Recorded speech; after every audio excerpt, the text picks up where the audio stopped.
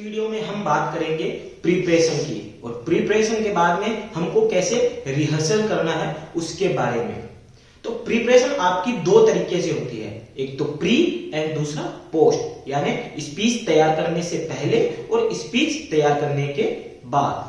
तो सबसे पहले हमें क्या करना होगा, सबसे पहले हमें ऑडियंस को एनालाइज करना होगा, ऑडियंस के बारे में जानना होगा, जिससे हम अपनी स्पीच तैयार कर सकेंगे कि ऑडियंस को हमारी स्पीच से क्या बेनिफिट मिलेगा और हम अपनी ऑडियंस की जो भी प्रॉब्लम है, कौन सी प्रॉब्लम को हम एड्रेस कर रहे हैं, उसके अकॉर्डिंग हमारा जो कंटेंट है या हमारी जो स्पीच है वो होनी चाहिए। और फिर उसके बाद में आता है रिसर्च। ऑडियंस को जानने के बाद में रिसर्च होना जरूरी है, तभी तो हम एक अच्छी स्पीच दे पाएंगे। तो ये बात आती है आपकी प्रिपरेशन की, ये आपको तैयारी करनी पड़ेगी। अब बात करते हैं हम जो हमारी डिलीवरी है उसके रिहर्सल की, कि हमें किन किन रिहर्सल को ध्यान में रखना है। तो सबसे पहला इसके अंदर आता है आपका जो वर्बल रिहर्सल है उसका। तो इसके अंदर एक रूल चलता है जो कि चलता है 1:3। यदि मान लीजिए आपकी अगर स्पीच 30 मिनट की है तो आपको उसके लिए रिहर्सल 90 मिनट करना होगा। तो पहले अगर आप इसकी प्रैक्टिस करते हैं तो पहली जो प्रैक्टिस करेंगे उसमें आपके जो क्लियर होगा, जो आपका फ्लो बनेगा, एक तरह से वार्म अप हो जाएगा आपका।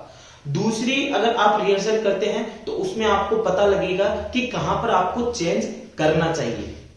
तीसरी अगर आप रिहर्सल करते हैं तो उसमें आपका पूरा फ्लो बन जाएगा, जिसके अंदर आप सोच सकेंगे या समझ सकेंगे कि हाँ ये मैं अब कर सकता हूं। अगर मान लीजिए आप स्टार्टिंग में बिगिनियर है, आप स्टार्टिंग में पब्लिक स्पीकिंग कर रहे हैं, तो इसके लिए आपको थोड़ी सी और ज्यादा रिहर्सल करनी पड़ेगी या फिर 4 से 5 बार आपको करनी पड़ेगी, जिससे आपकी जो स्पीच और प्रेजेंटेशन है उसमें आपकी पूरी पकड़ हो जाए।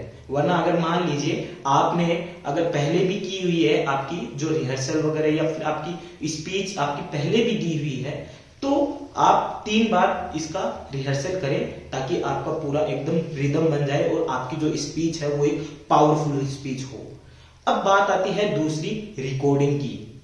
मान लीजिए आप रिहर्सल कर रहे हैं तो आप उसको ऑडियो और वीडियो रिकॉर्डिंग करें। रिकॉर्डिंग करने के बाद में आप उस वीडियो को देखें और सुने कि आपको कहां कहां किस किस जगह कमी लग रही है और आप उसको कैसे इंप्रूवमेंट कर सकते हैं।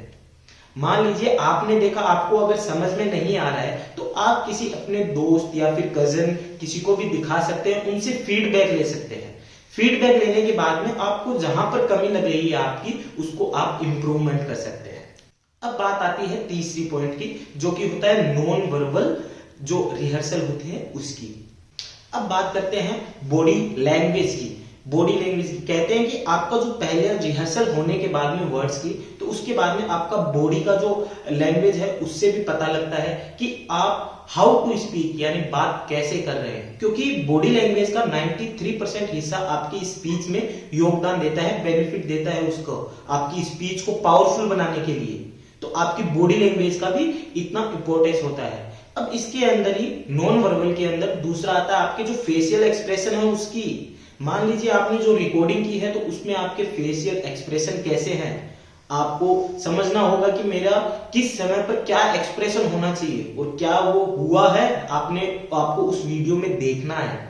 देखने के बाद में अगर जहां पर भी कमी लग रही है आपको उसको चेंज करना होगा, या आप किसी से फीडबैक लेने के बाद में भी उसके अंदर आप चेंज कर सकते हैं। अब आते हैं आपके हैंड जेस्चर, यानी आप अगर प्रेजेंटेशन दे रहे हैं तो आपके हैंड जेस्चर और आपका जो फेशियल एक्सप्रेशन है वो कैसा जा रहा है उसके बारे में आपको पता होना चाहिए। दूसरा है आगे है इसके अंदर कि आपके जो आई कांटेक्ट है ऑडियंस के साथ में वो कैसा हो रहा है। आप अगर आई कांटेक्ट 3 से 5 सेकंड एकदम अच्छे से कर सक रहे हैं तो ऑडियंस भी कॉन्फिडेंस दिखेगी आपको कि हाँ ऑडियंस कॉन्फिडेंस है। आपका आई कांटेक्ट कैसा हो रहा है ये भी देखना आपको बहुत जरूरी है। मान लीजिए आपने अगर आई कांटेक्ट अच्छा नहीं बनाया है तो ऑडियंस को आप अंडर कॉन्फिडेंट दिखेंगे, तो ये भी देखना बहुत ज्यादा जरूरी है। इसके लिए मैं आपको एक एक्सरसाइज बता देता हूं कि मान लीजिए आप जो भी स्पीच या प्रेजेंटेशन रेडी कर रहे हैं, है ना, जहां पर भी आपको बोलना है। तो उसके लिए आप क्या है ना, हैप्पी और सैड एक्सरसाइज कर लीजिए। यानी कि आप एक बार जो प्रेजेंटेशन दे रहे हैं वो आप हैप्पी होके कीजिए, और दूसरी बार जो दे रहे हैं वो आप सैड इमोशन में उसी जो प्रेजेंटेशन है उसको कीजिए, जिससे आपको इसके अंदर फ्लो बन जाएगा आपका कि कहां पर हैप्पी फेस लाना है, कहां पर कौन सा इमोशन लेके आना है। तो आपको इससे आपके जो इमोशन है उसकी प्रैक्टिस हो जाएगी। अब बात आती है चौथा, आपका जो मैसेज कन्वे है उसकी। एक बार जब आपकी जो स्पीच है उसमें फ्लो हो गई, और दूसरा आपको नॉन वर्बल जो रिहर्सल है वो भी आपकी हो गई है, तो अब आपके आता है कि आपको ऑडियंस के पर्सपेक्टिव से सुनने का। इसमें क्या होगा कि क्या वो आपकी स्पीच या प्रेजेंटेशन बोरिंग तो नहीं हो रही है, या फिर वो ज्यादा लंबी तो नहीं जा रही है।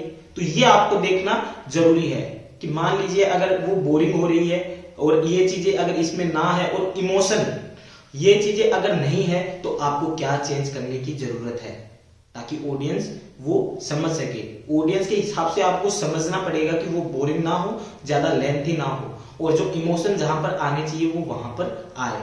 तो ये चीजें आपको समझना जरूरी है। अब जो आता है वो आता है आपका जो विजुअल एड है और जो प्रोप्स है, ये आपका लास्ट है इसके अंदर।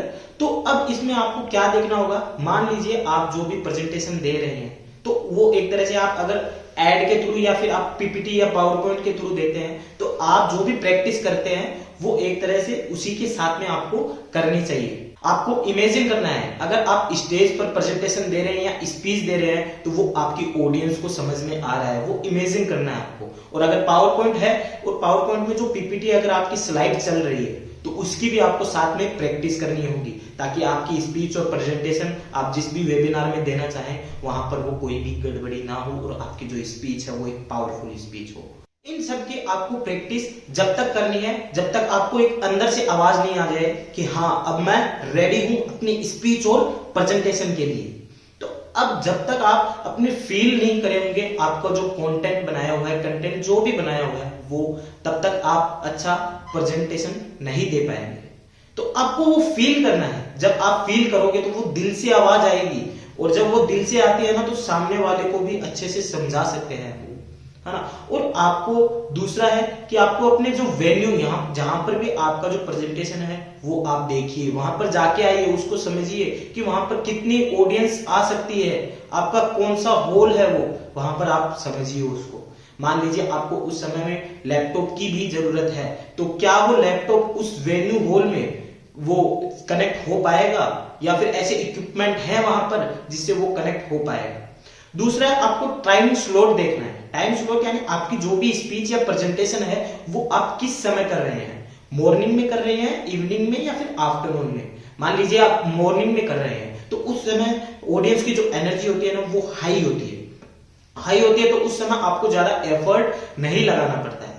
और मान लीजिए आपकी आफ्टरनून में है तो आफ्टरनून में लंच के बाद में थोड़ा सा वो लेजीनेस आ जाता है ऑडियंस में, तो उस समय आपके उनको जो लेजीनेस है वो हटाने के लिए आप क्या करते हैं, कौन सा गेम या फिर कुछ ऐसी क्या स्टोरी बोलते हैं जिससे वो एक्टिव हो जाए। तो ये चीजें भी आपको जानना बहुत जरूरी है आपकी जो स्पीच और प्रेजेंटेशन को पावरफुल बनाने के लिए। तो आप इसकी प्रैक्टिस करने से आपको जो प्रिपरेशन है और रिहर्सल है वो आपकी एकदम बढ़िया हो जाएगी, और आपकी जो स्पीच और प्रेजेंटेशन है वो होगी एक पावरफुल, जिससे होंगे आप एक ग्रेट स्पीकर और एक बढ़िया पावरफुल स्पीकर बन सकते हैं। तो इन चीजों का आप ध्यान रखिएगा और प्रैक्टिस कीजिएगा। Keep it up. Thank you.